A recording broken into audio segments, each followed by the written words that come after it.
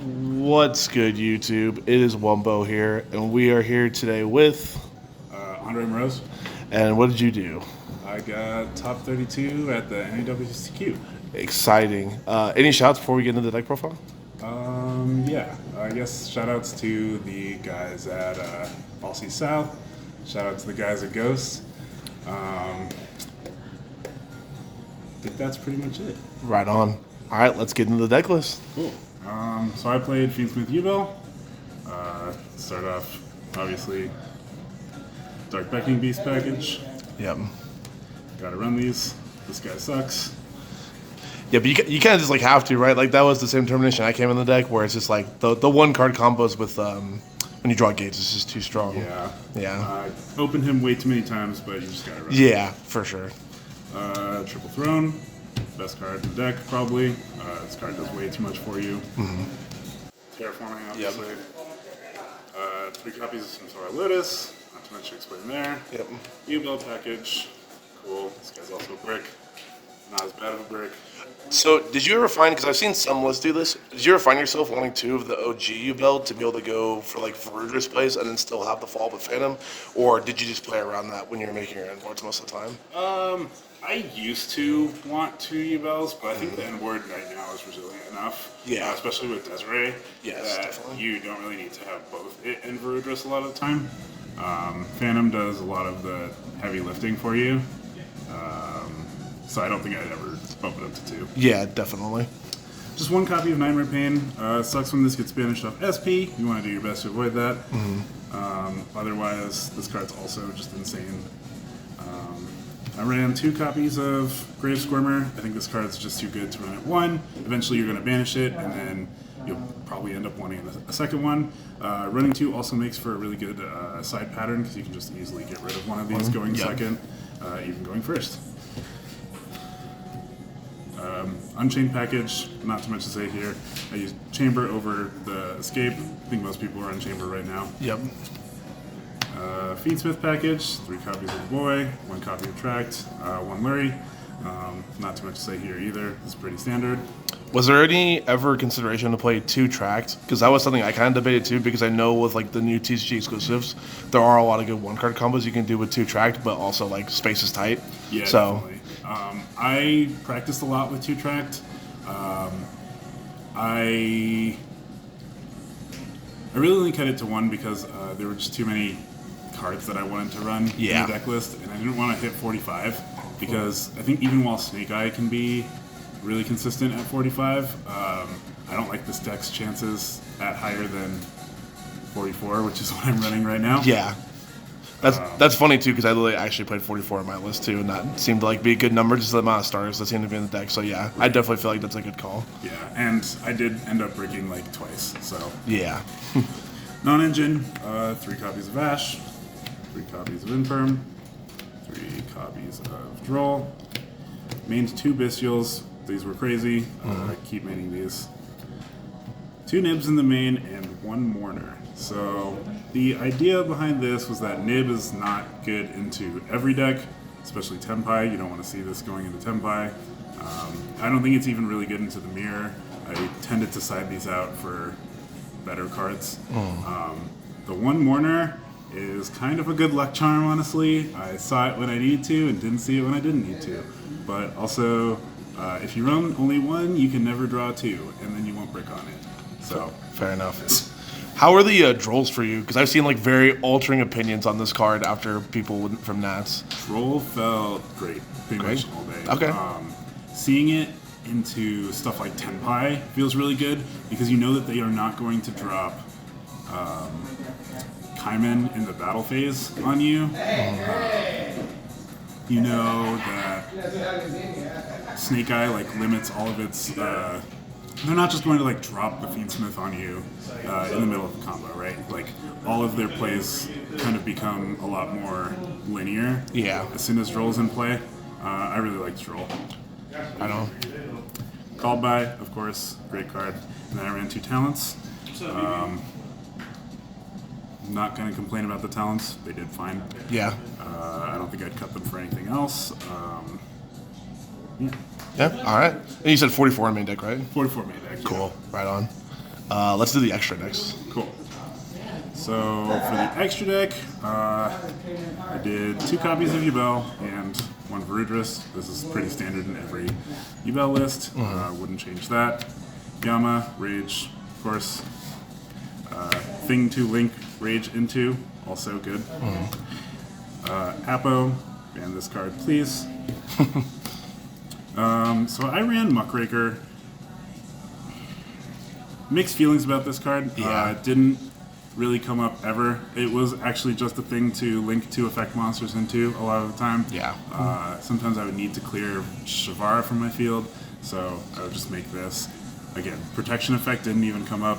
Revive effect came up even less. Like this card it's fine. But it's there because I also run Beatrice in my Fiendsmith package. So this is the Fiendsmith package. Obviously, you need these 4 cards. I would say Lacrimosa is just kind of there as an extra. It makes Beatrice, that's what it's meant to do. Also, it is good in time for reasons. But otherwise, this card doesn't really do as much for this deck, I would say. So I ran Beatrice because in my side I'm running Rise to Full Height in case of Tenpai, basically. It's just a card to send. It can send any card in your deck, and obviously it combos well with Muckraker if you need a starter. That's really the only reason that Muckraker is here. Necroquip Princess is kind of interesting. She helps make Beatrice more easily because she's a 6, but the biggest reason I think to run her in this deck is because of her actual effect. When a monster is sent from the hand to the graveyard as cost for an effect, she'll draw a card. Now, this happens a lot in this deck specifically. If you have a copy of the Fiendsmith, you can wait to pitch it until after she's on field. That'll draw you a card. If you have gates on field, you can pitch a monster from hand like Spirit or anything else. That'll draw you a card. You can pitch Luri off gates, and you get like insane value because you're discarding. That's the only reason why I'd run her in this deck. Okay. As you can tell, I'm not running Aerial Eater. There's a couple of reasons for that. In the week and a half that we had to practice with Aerial Eater since it came out, I didn't really feel comfortable with combos involving it. I think it combos best when you're running DDD Wave High King Caesar, and I didn't have space for him, so I'm not running him. And thirdly, I think Beatrice mostly does exactly what he's trying to do, except you can make Beatrice without needing to go through sequence. And I'm always trying to make Desiree off sequence, pretty much. Yeah. This card is nuts. This card is nuts. This card did so much this weekend. It's great in a grind game. It's great for turn 2. If you can make this on your end board turn 2, after you've broken their board, it's insanely hard to come back from. This card's crazy. And that's the extra deck. So in the future, is there a world where you could see yourself cutting maybe the Muckraker for the Caesar, or do you feel like it just comes up too much of the Beatrice, I assume, or? Yeah, I definitely want to experiment with different options over the Muckraker. I do want to try Wave High King Caesar. The guy who beat me in top 32 was on Wave High King Caesar, so definitely want to try that out. That'll probably mean running Aerial Eater, to run lines around that, but I don't think that while Beatrice is legal, there's really a reason to cut her. Yeah, fair enough. All right, cool. Let's go to the side deck then. Cool. So, side deck, 2 copies of Cosmic. I am very scared of Runic and other stun forms. 3 copies of Droplet. This was mostly there because I want to at least attempt to try to break my opponent's Desiree. I think sometimes playing through it isn't necessarily possible with a hand, and Droplet at least lets you send a card that would be negated by Desiree off the field so that it can. 3 copies of Charming Cerulean. This card. What did I say about this card? This card's awesome. Yeah, would definitely agree with that one. Yeah, going second, this card felt crazy. I saw it a bunch. In testing, it came up very little, so when I put it in my deck list, I thought it would. I didn't think it would do as well as it did. I definitely think siding this was correct for the entire event. Most of the topping lists are on this card. I'm scared of the next one for us. Yeah, that'll make things a lot different. 3 evenly matched. This is probably the worst card in my side deck. Yeah. It never came up. Every time I sided it in,